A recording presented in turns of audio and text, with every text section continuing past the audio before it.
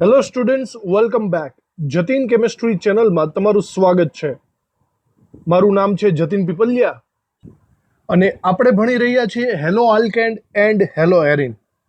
ચલો તો હેલો આલ્કેનની બનાવટ આપણે 2 લેક્ચરમાં ખતમ કરી. ત્યારબાદ આપણે હવે હેલો એરિનની બનાવટ ઉપર આપણે ધ્યાન રાખવાનું છે.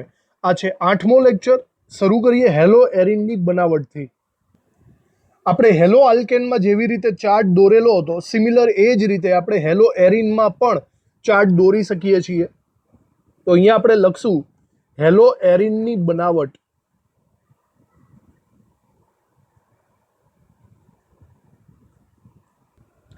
આમ જોવા જઈએ તો આપણે હેલો એરિનની અહીંયા 6 અલગ અલગ બનાવટો જોવાના છીએ. આપણે એને સૌથી પહેલા કંઈક નામ આપી દઈએ, બરાબર, પછી અંદર ડિટેલથી જોઈશું. સૌથી પહેલી પ્રક્રિયા આપણે જોશું જે છે ઇલેક્ટ્રોન અનુરાગી પ્રક્રિયાઓ.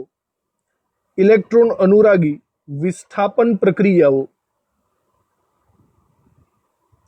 એકચ્યુઅલી ઇલેક્ટ્રોન અનુરાગી વિસ્થાપન પ્રક્રિયાઓ ઘણી બધી હોય, પણ એની અંદર હેલોજિનેશન એ આપણી પ્રાયોરિટી રહેશે, કારણ કે આપણે હેલો એરિન બનાવવાનો છે. આ ઉપરાંત બીજી પ્રક્રિયા લખશું આપણે સેન્ડ મેયર પ્રક્રિયા. સેન્ડ મેયર પ્રક્રિયા. પછી એક છે ગેટરમેન પ્રક્રિયા. એક આપણી જાણીતી પ્રક્રિયા છે હુન્ટ્ઝ-ડીકર. હુન્ટ્ઝ-ડીકર જેની મદદથી હેલો આલ્કેન આપણે બનાવ્યું હતું એ પ્રક્રિયા. અને બીજી 2 અન્ય પ્રક્રિયાઓ પણ છે નામ વગરની, જેને આપણે શીખવાના છીએ. તો ઓવરઓલ સમજો કે આ એક ચાર્ટ છે અને આ પ્રમાણે આપણે આગળ વધવાનું છે. જેમાં ચલો સૌથી પહેલા ઇલેક્ટ્રોન અનુરાગી વિસ્થાપન પ્રક્રિયા એટલે કે હેલોજિનેશન સ્ટાર્ટ કરીએ.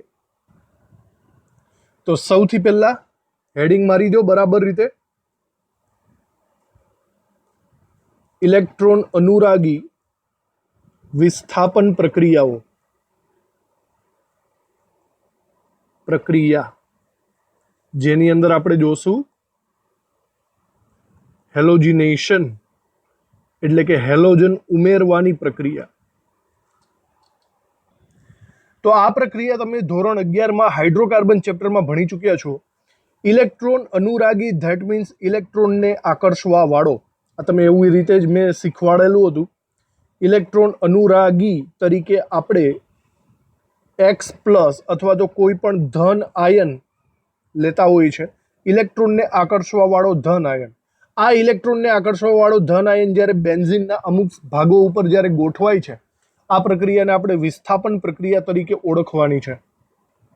જુઓ અહીંયા મેઇન પ્રક્રિયા શું થશે એ કહી દઉં. એટલે આ હેલોજિનેશન પ્રક્રિયાની અંદર માત્ર 2 પ્રકારનું હેલોજિનેશન આપણે જોઈ શકશું, ક્લોરિનેશન અને બ્રોમિનેશન. જેની અંદર કાં તો Cl2 અથવા તો કાં તો તમારે Br2 નો ઉપયોગ કરવો પડશે અને એને રિલેટેડ તમારે એના આયર્ન FeX3 લેવું પડશે. FeX3 જો તમારે ક્લોરિનેશન કરવું હોય તો FeCl3 લેવું પડશે, નિર્જળ FeCl3. અને બ્રોમિનેશન કરવું હોય તો નિર્જળ FeBr3 લેવું પડશે. બરાબર, આ 2 માંથી એક વસ્તુ તમે લઈ શકો છો. તો શરૂઆતમાં શું થશે, આની સાથે પ્રક્રિયા થઈને આ જે સંબંધવાળો જે ક્લોરીન Cl વચ્ચેનો બંધ છે એમાંથી એક ક્લોરીન ઇલેક્ટ્રોન યુગ્મ સહિત FeCl3 ઉપર ટ્રાન્સફર થશે. બરાબર જોજો, ક્લોરીન વચ્ચે જે બંધ હોય છે એમાં એક ક્લોરીન ઇલેક્ટ્રોન યુગ્મ સહિત FeCl3 ઉપર ટ્રાન્સફર થશે. એનો મતલબ એમ થયો કે અહીંયા હવે બની જશે FeCl4-, કારણ કે ઇલેક્ટ્રોન યુગ્મ સહિત ક્લોરીન આવી ગયો છે અને બંને ઇલેક્ટ્રોન ભાગીદારીના પહેલો ક્લોરીન લઈ ગયો, એટલે આ રીતના જોશો તો આ Cl+ બની જશે, ક્લોરીન પ્લસ બની જશે. કંઈક આવી સિસ્ટમ જોવા મળશે, Cl+ અને FeCl4-. જો બ્રોમિનેશન કરતા હોય તો તમને એવી જ રીતે જોવા મળશે, બ્રોમિન પ્લસ વત્તા FeBr4-. આ જે Cl+ અને Br+ મળ્યા છે ને એ એક રીતના લુઈસ એસિડ થઈ જશે. લુઈસ એસિડ જેની પાસે ઇલેક્ટ્રોનની ઉણપ છે, જેની પાસે જગ્યા ખાલી છે, એવા Cl+ અને Br+. અને આ જ પ્લસ એ ઇલેક્ટ્રોન અનુરાગી વિસ્થાપન કરવા માટે ખૂબ જ અગત્યના બનવાના છે. એક રીતના આમાં જે X પ્લસ છે એ H પ્લસ સાથે વિસ્થાપન પ્રક્રિયા દર્શાવશે. H પ્લસને કાઢીને પોતે X પ્લસ અંદર લાગી જશે, વિસ્થાપન પ્રક્રિયા થશે. આપણે એક્ઝામ્પલ લઈએ ને, જુદા જુદા એક્ઝામ્પલ સહિત વાત કરીએ. સૌથી પહેલા આપણે બ્રોમિનેશનથી સ્ટાર્ટ કરીએ. બરાબર જોજો. દાખલા તરીકે બેન્ઝીન લઈ લઈએ અને આ બેન્ઝીનનું બ્રોમિનેશન મારે કરવું છે. તો બેન્ઝીનનું બ્રોમિનેશન કરવા માટે તમારે વાપરવો પડશે Br2 અને હમણાં કીધું એમ નિર્જળ FeBr3 ઉદ્દીપક તરીકે વાપરવાનો. આ બંને ભેગા થઈને Br પ્લસની રચના કરશે અને આ Br પ્લસ એ બેન્ઝીનના 6 કાર્બનમાંથી કોઈ પણ કાર્બન સાથે અટેચ થઈ શકે છે, કારણ કે 6 કાર્બન ઇક્વલ છે, સરખા છે. આવું તમે ભણી ચૂક્યા છો. તો બનશે એવું કે જે બેન્ઝીન છે એનો કોઈ પણ એક કાર્બન ઉપરથી, દાખલા તરીકે અહીંથી જે હાઇડ્રોજન હોય છે એ હાઇડ્રોજન નીકળી જશે અને આ જગ્યાએ બ્રોમિન લાગી જશે. તો આ મળ્યો બ્રોમોબેન્ઝીન અને સાઈડમાં જે હાઇડ્રોજન નીકળી ગયો છે એ બીજા બ્રોમિન સાથે અટેચ થશે, એટલે કે HBr. આને આપણે નામ આપી શકીએ ઇલેક્ટ્રોન અનુરાગી હેલોજિનેશન અથવા બ્રોમિનેશન. એકદમ સિમિલર તમે વિચારો કે કદાચ હું બેન્ઝીનની જગ્યાએ ટોલ્યુઇન લઈ લઉં તો ટોલ્યુઇન એટલે કે બેન્ઝીનની ઉપર CH3. તમારે ટોલ્યુઇનનું બ્રોમિનેશન કરાવવું છે. કઈ રીતે કરાવશો? પ્રોસેસ સિમ્પલ જ રહેશે. બરાબર. Br2 અને નિર્જળ FeBr3 આ બંને વસ્તુ તમારે કરવી પડશે. ફરીથી સિચ્યુએશન એ જ છે. આ બંને વચ્ચે પ્રક્રિયા થઈને Br પ્લસ ઇલેક્ટ્રોન અનુરાગી પ્રક્રિયક તૈયાર થશે અને આ Br પ્લસ હવે ટોલ્યુઇન ઉપર અટેક કરશે.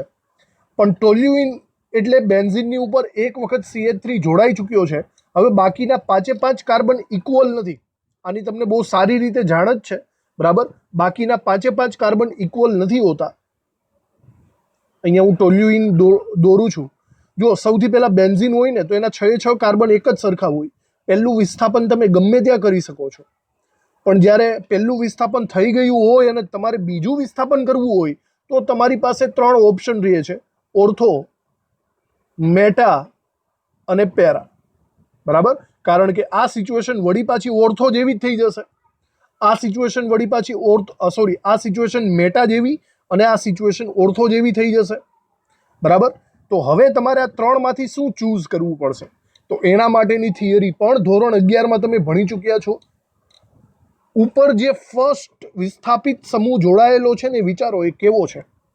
આ CH3 સમૂહ એ ઓર્થોપેરા નિર્દેશક સમૂહ છે. હવે આ વસ્તુની તમને જાણ હોવી જોઈએ. બરાબર. કારણ કે ધોરણ 11માં આવી ચૂક્યું છે. ઓર્થોપેરા નિર્દેશિત સમૂહ એટલે કે એક વખત ઓર્થોમાં વિસ્થાપન થશે અને થોડીક નિપજ પેરામાં પણ વિસ્થાપિત થશે. એટલે કે તમને 50-50 અથવા તો એક પ્રકારનું મિશ્રણ મળશે. ઓર્થોક્લોરોટોલ્યુઇન અને પેરાક્લોરોટોલ્યુઇન આ બંનેનું એક પ્રકારનું મિશ્રણ મળશે. એક વખત ઓર્થો ઉપર લાગ્યો છે, બીજી વખત પેરા ઉપર ક્લોરીન લાગશે.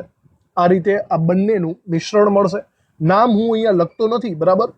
લખવાની જરૂર નથી, કારણ કે એટલું બધું અઘરું પણ નથી. અઘરા નામ હશે એ આપણે લખશું. તો બસ આ જ રીતના ક્લોરિનેશન પણ કરી શકાય, જેવી રીતે બ્રોમિનેશન કર્યું.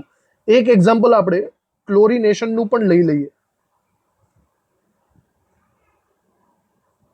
ચલો, ટોલ્યુઇન જ લઈ લઈએ. ટોલ્યુઇનનું આપણે ક્લોરિનેશન કરીએ. સિમિલર વેથી ક્લોરિનેશન એટલે કે Cl2 અને ઉદ્દીપક તરીકે નિર્જળ FeCl3 વાપરવો પડે તમારે. બરાબર. એક વખત તો વિસ્થાપન થઈ ગયું છે, તો હવે એક નિપજ તમને ઓર્થોવાળી મળશે, બીજી નિપજ તમને પેરાવાળી મળશે. તો આપણે એવું લખી શકીએ. અહીંયા ઉપર આપણે ભૂલ કરી નાખી ભાઈ. ઉપર આપણે અહીંયા ક્લોરો જોડી દીધું છે. એકચ્યુઅલી પ્રોસેસ શું છે? પ્રોસેસ બ્રોમિનેશનની છે. તો જોજો બરાબર. આ થશે ઓર્થો બ્રોમોટોલ્યુઇન અને આ છે પેરા બ્રોમોટોલ્યુઇન. અને હવે જે નિપજ મળશે એ થશે ઓર્થોક્લોરોટોલ્યુઇન અને પેરાક્લોરોટોલ્યુઇન. આ તો હવે લખતા આવડે જ આપણને. ઓકે. બીજી એક વસ્તુ ખાસ કહેવાની કે આ રીતના જે બંનેનું મિશ્રણ મળે છે ને, ઓર્થોક્લોરોટોલ્યુઇન, પેરાક્લોરોટોલ્યુઇન, આ બંને વચ્ચે ઉત્કલન બિંદુનો બહુ મોટો ડિફરન્સ હોય છે અને ઉત્કલન બિંદુના મોટા ડિફરન્સના કારણે તમે એને સરળતાથી અલગ પાડી શકો છો. તો આપણે આ છેલ્લા સમીકરણની અંદર જ અહીંયા પાર્ટ પાડીને લખીએ કે આ ઓર્થોક્લોરોટોલ્યુઇન અને પેરાક્લોરોટોલ્યુઇન છે એના વિશે આપણે શું સમજીએ. આવું કરીને આપણે લખી લઈએ કે આ રીતે મળતા ઓર્થો એન્ડ પેરા નિપજો વચ્ચે ઉત્કલન બિંદુનો મોટો તફાવત હોય છે. મોટો તફાવત, મોટો ગેપ હોય છે, બરાબર. એના કારણે માટે તેમને સરળતાથી અલગીકરણ કરી શકાય છે. તેમને સરળતાથી અલગ કરી શકાય છે. ઓકે, તો બે નિપજ આવે તો એનો કંઈ પ્રોબ્લેમ રહેતો નથી. બીજી અગત્યની વાત આપણે એ લખી શકીએ કે આ પ્રક્રિયા દ્વારા ક્લોરિનેશન અને બ્રોમિનેશન જ થયું. ફ્લોરિનેશન પોસિબલ નથી બનતું. એનું સ્પેશિયલ રીઝન છે, કારણ કે ફ્લોરિનની ક્રિયાશીલતા વધારે છે. લખીએ આપણે, ફ્લોરિન અણુ એટલે કે F2 ની ક્રિયાશીલતા ખૂબ જ વધારે હોય છે. ક્રિયાશીલતા ખૂબ વધારે હોય છે, બરાબર. માટે F2 સાથે આ પ્રક્રિયા કે એટલે કે ઇલેક્ટ્રોન અનુરાગી વિસ્થાપન પ્રક્રિયા યોગ્ય નિપજ આપતી નથી. યોગ્ય નિપજ આપતી નથી. કદાચ કારણમાં પૂછે તો તમારે MCQ ની અંદર આવી શકે કે ભાઈ ફ્લોરિનેશન ઇલેક્ટ્રોન અનુરાગી કેમ નથી આપતું. કારણ ખાલી એટલું જ આવશે, એની ક્રિયાશીલતા હાઈ લેવલની છે. ઓકે, તો આ થઈ ગઈ આપણે પહેલી પ્રક્રિયા, ઇલેક્ટ્રોન અનુરાગી વિસ્થાપન પ્રક્રિયા.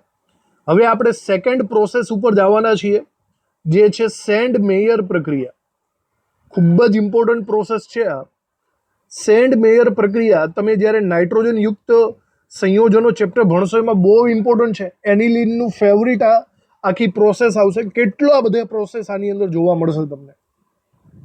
સેન્ડ મેયર પ્રક્રિયા માટે અગત્યનો જે પ્રક્રિયક છે એ ડાયરેક્ટલી મળતો નથી, તમારે એને બનાવવો પડે છે.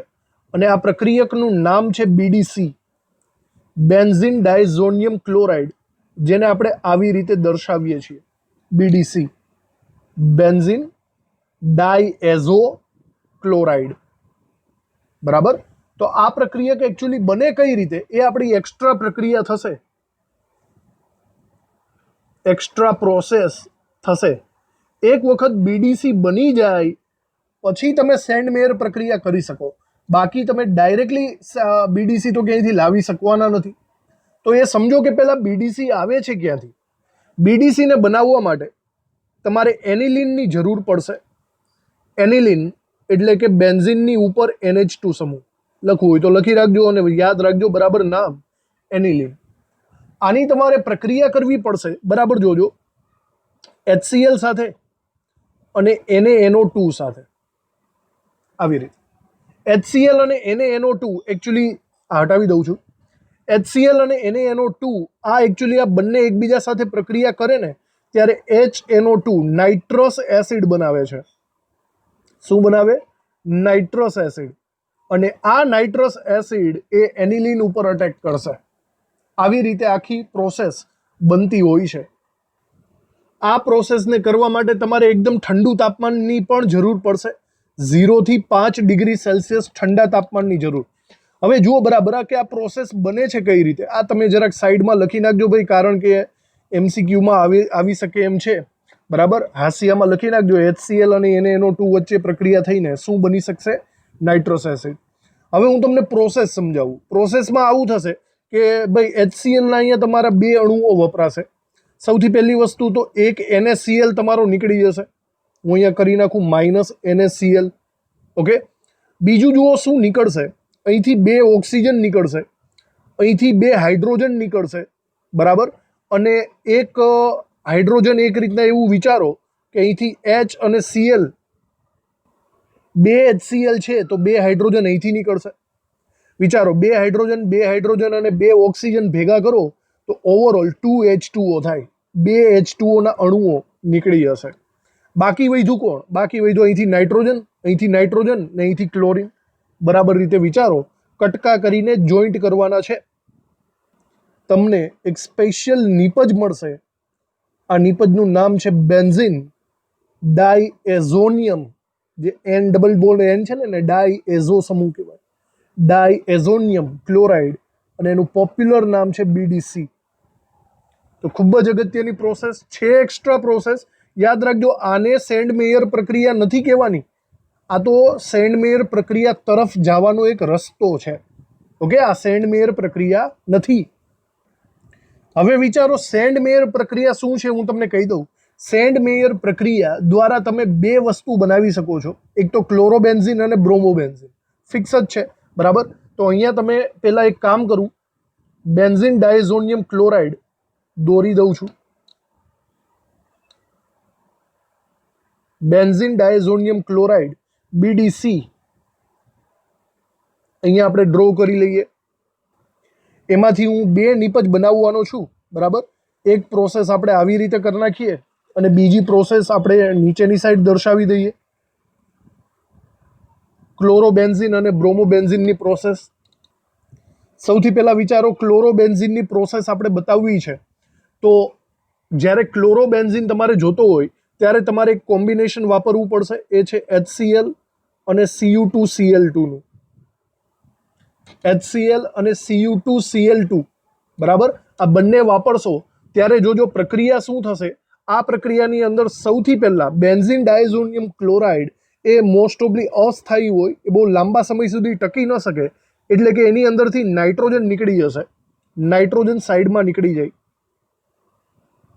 અને જો નાઇટ્રોજન નીકળી જશે તો ઓવરઓલ આપણે આ H અને આ Cl વચ્ચે પ્રક્રિયા થઈને HCl પણ નીકળી જશે. અને આ ક્લોરીન એ ડાયરેક્ટલી આની ઉપર જોઈન્ટ થઈ જશે. આની ઉપર એટલે કે બેન્ઝીનની ઉપર. સમજાણું બરાબર રીતે? તો આવી રીતે પ્રોસેસ થઈને બેન્ઝીનની ઉપરનો ડાયએઝો સમૂહ નીકળી ગયો, ક્લોરીન પણ નીકળી ગયો અને બીજો ક્લોરીન જોઈન્ટ થઈ ગયો. આ થશે ક્લોરોબેન્ઝીન. આવી રીતે એકદમ સેમ ટુ સેમ તમારે જો બ્રોમોબેન્ઝીન બનાવવો હોય તો HBr અને Cu2Br2 નું કોમ્બિનેશન લેવું પડે. અહીંયા જે Cu2Br2 અને Cu2Cl2 છે બંને ઉદ્દીપક તરીકે જ વપરાશે. ફરીથી સિમિલર સિચ્યુએશન, આ અસ્થાયી છે તો આની અંદરથી નાઇટ્રોજન નીકળશે. આ Cl અને આ H એટલે કે HCl નીકળી જશે.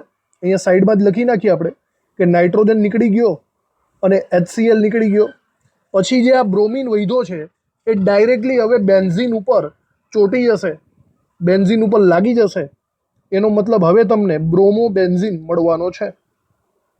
બ્રોમોબેન્ઝીન. બસ આ બે પ્રક્રિયાઓને આપણે સેન્ડ મેયર પ્રક્રિયા કહી શકીએ છીએ. આ વસ્તુને યાદ રાખવી બરાબર. સેન્ડ મેયર પ્રક્રિયા માત્ર બે જ છે. બરાબર, આ ઉપરની પ્રક્રિયાને તમે સેન્ડ મેયર કહેતા નહીં. આ એક્સ્ટ્રા પ્રક્રિયા છે જે સૂચવે છે કે BDC એકચ્યુઅલી બન્યો કઈ રીતે.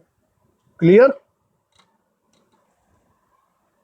હવે સેન્ડ મેયર પ્રક્રિયાની જેવી જ એક પ્રક્રિયા છે જે છે ગેટરમેન પ્રક્રિયા. વૈજ્ઞાનિકનું નામ બદલી ગયું, ગેટરમેન પ્રક્રિયા. તમને સેન્ડ મેયર પ્રક્રિયા અને આ ગેટરમેન પ્રક્રિયા લગભગ સિમિલર જ લાગશે.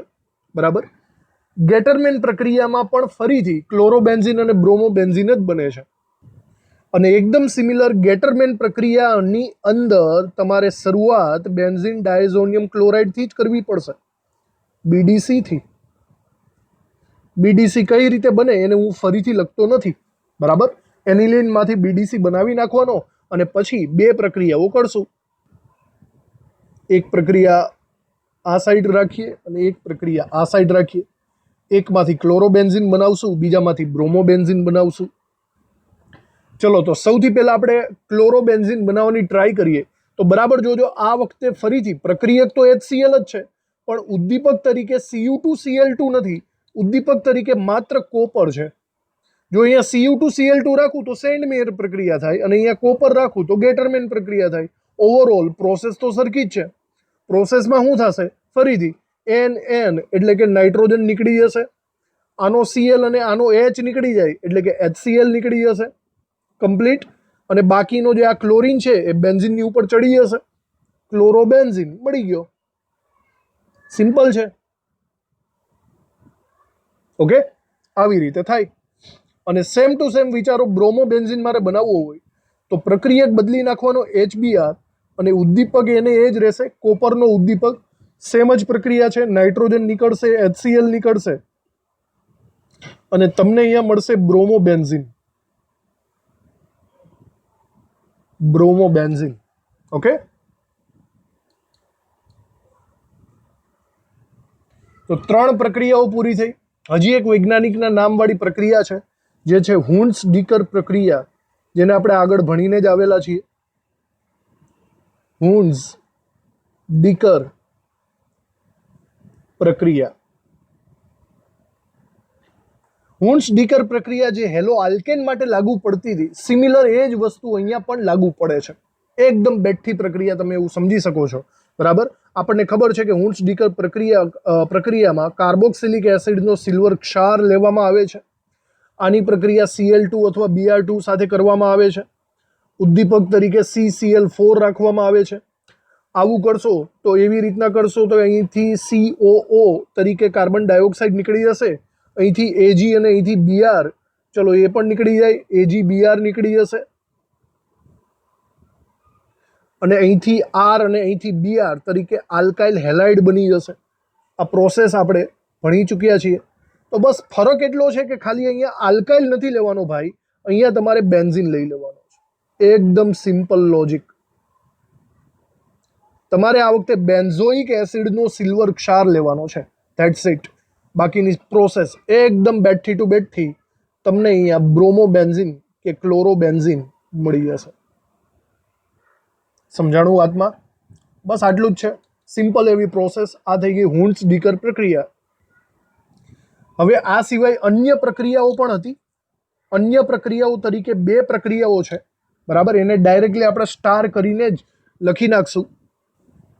તો જુઓ બરાબર આ પ્રક્રિયાઓને.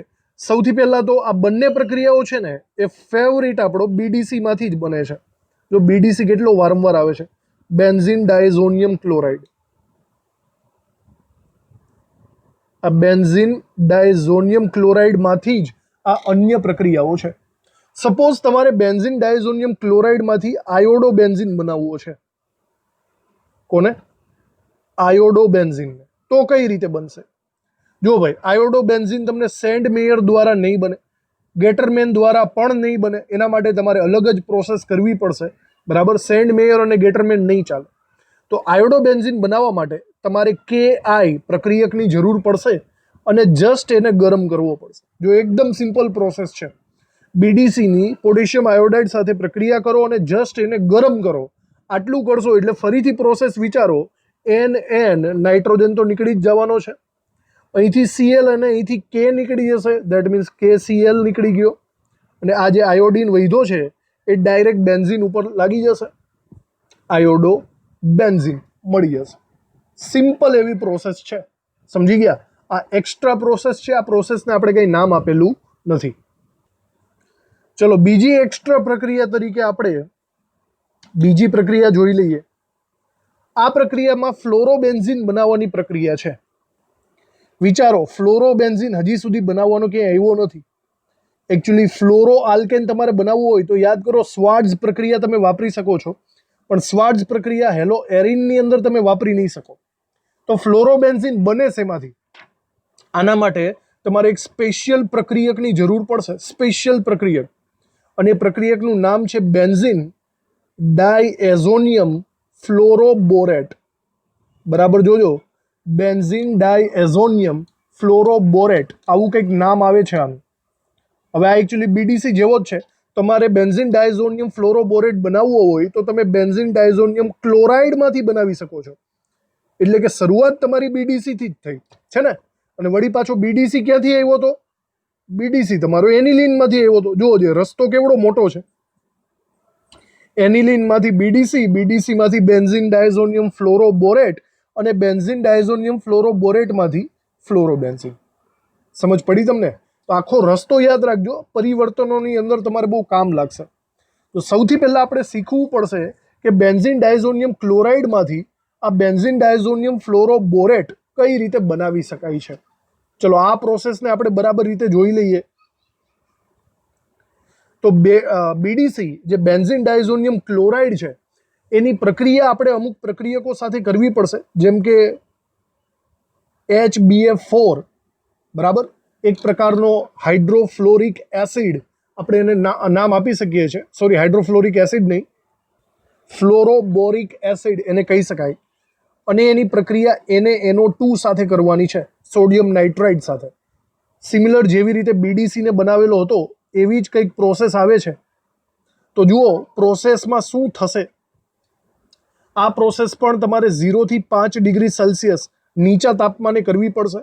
હવે આ પ્રોસેસમાં કઈ કઈ વસ્તુ થશે બરાબર રીતના જોઈ લઈએ. પહેલાં તો સૌથી પહેલી વાત, અહીંથી સોડિયમ અને અહીંથી ક્લોરિન નીકળી જાય એટલે કે NaCl નીકળી જશે.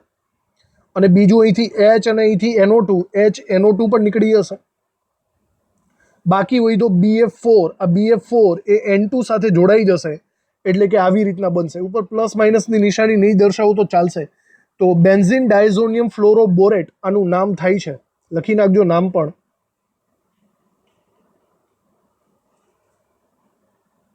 Benzene diazonium ફ્લોરોબોરેટ. ઓકે, હવે આ જે બેન્ઝીન ડાયઝોનિયમ ફ્લોરોબોરેટ છે એનાથી પ્રક્રિયા વળી તમારે આગળ લઈ જવાની છે. તમારે જસ્ટ એને ગરમ જ કરવું પડશે, બરાબર. ચલો હવે આને દર્શાવવું હોય તો આપણે સીધી લીટી દ્વારા જ દર્શાવી દઈએ. તમારે જસ્ટ એને ગરમ જ કરવું પડશે. જ્યારે બેન્ઝીન ડાયઝોનિયમ ફ્લોરોબોરેટને ગરમ કરશો તો આની અંદરથી સૌથી પહેલાં તો N2 તો નીકળવાનો જ હતો ભાઈ, બરાબર, પ્યોર અસ્થાયી સ્વરૂપમાં હોય છે, તો N2 નીકળી જશે. બાકીનું જે BF4 છે એ BF4માંથી બેન્ઝીન ટ્રાયફ્લોરાઇડ BF3 નીકળી જશે. વૈધો એક ફ્લોરિન જે બેન્ઝીન સાથે જોડાઈ જશે એટલે કે બેન્ઝીનની ઉપર ફ્લોરિન લાગેલો આપણને દેખાશે. બેન્ઝીનની ઉપર ફ્લોરિન એટલે કે આ થશે આપણો ફ્લોરોબેન્ઝીન. તો મસ્ત એવી પ્રક્રિયા છે, 2 સ્ટેપની અંદર આપણે કરવી પડશે, બરાબર. BDC માંથી બેન્ઝીન ડાયઝોનિયમ ફ્લોરોબોરેટ અને એની ઉપરથી ફ્લોરોબેન્ઝીન. આખી પ્રોસેસ થઈ ગઈ. 2 અન્ય પ્રક્રિયાઓ આપણે જોઈ લીધી. તો જુઓ હેલોએરિનની બનાવટ જે શરૂઆતમાં આપણે એક ચાર્ટ જેવું બનાવેલું હતું એ કમ્પ્લીટલી ક્લિયર થઈ ગયું. સૌથી પહેલાં આપણે હેલો કેન્દ્ર અનુરાગી વિસ્થાપન પ્રક્રિયાની વાત કરી નાખી હતી, જે હતી હેલોજિનેશન પ્રક્રિયા, બરાબર. આના દ્વારા તમે ક્લોરોબેન્ઝીન, બ્રોમોબેન્ઝીન બંને બનાવી શકતા હતા. ત્યારબાદ સેન્ડ મેયર પ્રક્રિયા હતી. સેન્ડ મેયર પ્રક્રિયા દ્વારા પણ તમે ક્લોરોબેન્ઝીન, બ્રોમોબેન્ઝીન બનાવી શકો છો. એના પછી ગેટરમેન પ્રક્રિયા. ગેટરમેન પ્રક્રિયામાં પણ સિમિલર ફરીથી ક્લોરોબેન્ઝીન, બ્રોમોબેન્ઝીન બનાવી શકાય. હુન્ટ્ઝ-ડીકર પ્રક્રિયા જે બેન્ઝોઇક એસિડના સિલ્વર ક્ષારવાળી પ્રક્રિયા છે એમાં પણ ક્લોરોબેન્ઝીન, બ્રોમોબેન્ઝીન બનાવી શકાય છે. અને સૌથી છેલ્લે હતું અન્ય પ્રક્રિયાઓ. અન્ય પ્રક્રિયાઓમાં ખાસ આપણે કંઈક નવું કર્યું છે, આયોડોબેન્ઝીન બનાવેલું છે અને ફ્લોરોબેન્ઝીન બનાવેલું છે. તો ઓવરઓલ આ બધી પ્રક્રિયાઓને તમે ધ્યાનમાં રાખો, કારણ કે ઘણા બધા સવાલો છે, MCQ છે. આપણે NCERTને રિલેટેડ ઉદાહરણ, સ્વાધ્યાયના દાખલાઓ, અમુક જે MCQs છે એ નેક્સ્ટ લેક્ચરથી આપણે ગણવાનું શરૂ કરશું. તો બંને હેલો આલ્કેન અને હેલો એરિનની દરેકે દરેક સમીકરણને ખાસ ધ્યાનમાં રાખીને અને વાંચીને તૈયાર રાખજો. તો આ લેક્ચરને આપણે અહીંયા ખતમ કરીએ છીએ. મળશું હવે નેક્સ્ટ લેક્ચરની અંદર, જ્યાં આપણે NCERTને રિલેટેડ પ્રોબ્લેમ્સ એનું પ્રેક્ટિસ કરવાના છીએ, સમીકરણો, બનાવટના સમીકરણોને રિલેટેડ. Thank you.